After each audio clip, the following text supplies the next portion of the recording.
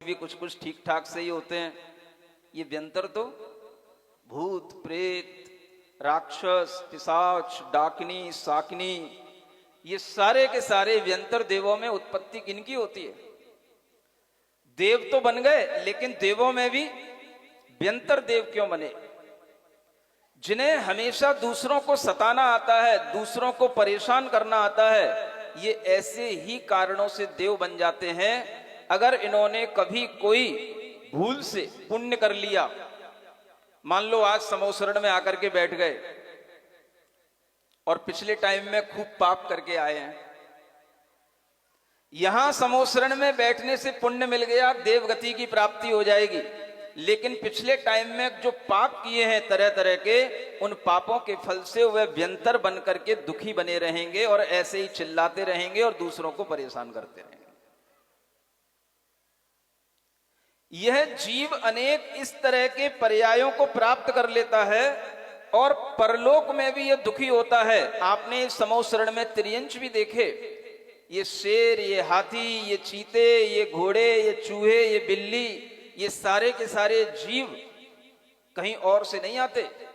ये सभी जीव जो इस जन्म में अनेक तरह की मायाचारी करते हैं, यहां बैठ करके तो धर्मात्मा बनते हैं और बाहर जाकर के क्या बनते हैं? बोले कुछ। बाहर जाकर के बड़े बड़े होटलों में बड़े बड़े पाप करने को तैयार हो जाते हैं, क्योंकि पैसा बोलता है महाराज।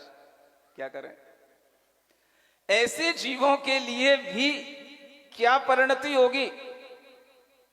तो वह भगवान देख रहे हैं और भगवान कहते हैं ऐसे जीव मायाचारी करने से त्रियंच गति के जीव बनते हैं, लेकिन वे त्रियंच इतने पुण्यवान हो जाते हैं कि कभी उन्हें भगवान के समोसरण में आने को मिल जाता है। यह उनके इस पुण्य से संबंध उनके होने के कारण से हो जाता है।